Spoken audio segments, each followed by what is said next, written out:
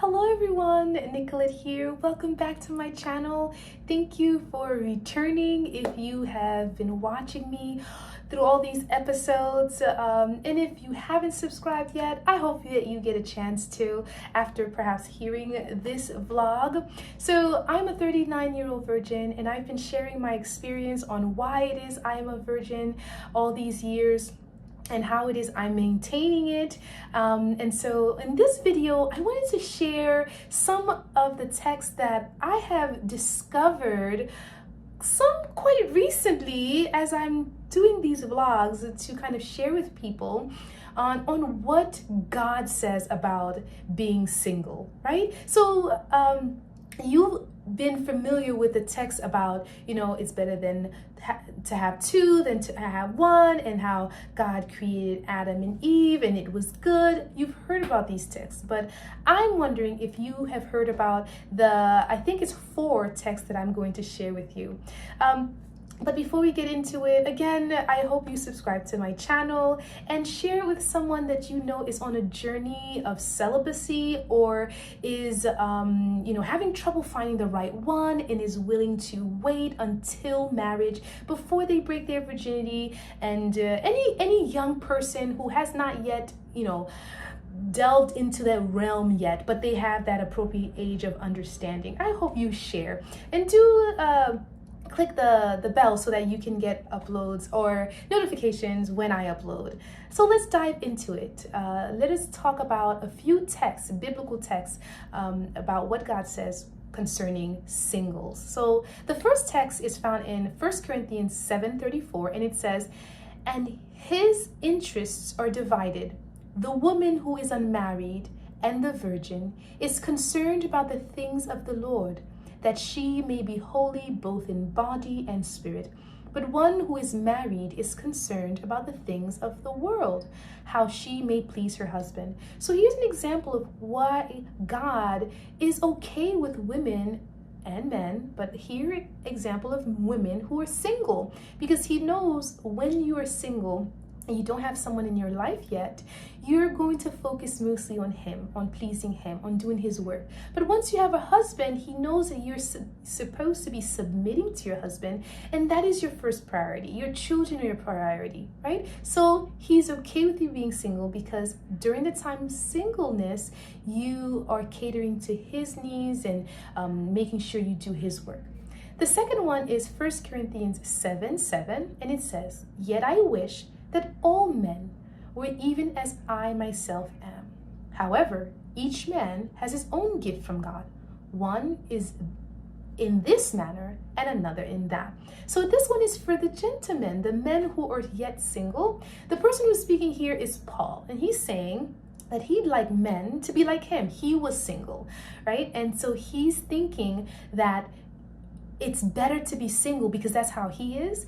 The same way with the other text, when the woman is, giving her attention mostly to God, a man that is single also gives most of his attention to God as well, same as Paul did in the past.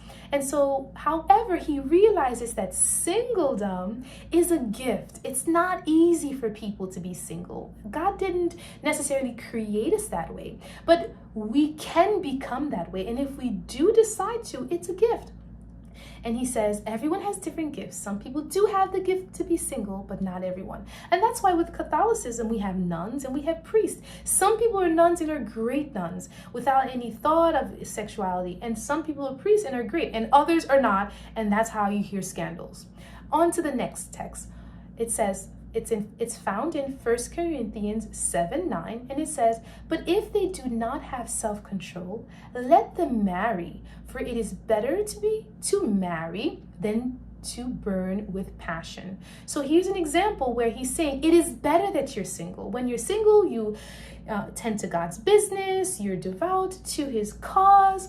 But if you don't have the gift of singlehood, if you cannot resist the temptation of marriage, it is better that you get married. Found someone who your heart beats for, and if you want to have sexual intercourse, if you want children, if you want that life, it's better that you go and seek that life out rather than sin, burn with passion, right? A lot of people in example, the scandals I mentioned, priests, nuns, mostly priests, or anyone else, pastors too, not just priests, they have, sexual intercourse with other men, or they rape little children. That's horrible.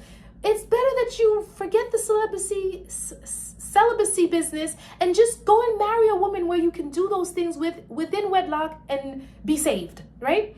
So the last one is 1 Corinthians 7:29, and it says, "But this I say, brethren, the time has been shortened, so that from now on those who have wives should be as though they have none."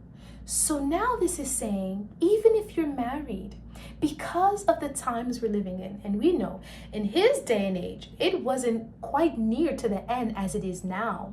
So because of the times, those who are married, if they're doing the work of God, if that's the calling that they have on their lives, they need to act like they don't have a wife, because their devotion, their purpose in life is to serve God. Now, we have to be very careful with this text, because if you have a wife and she is, sick at home and, lonely or sinning because you're out here doing God's business, that I don't think that's a good thing as well. But there should be an understanding between the two of you that your attention will be diverted. Your purpose is, as a pastor, as an elder, as a deacon, to put God before family.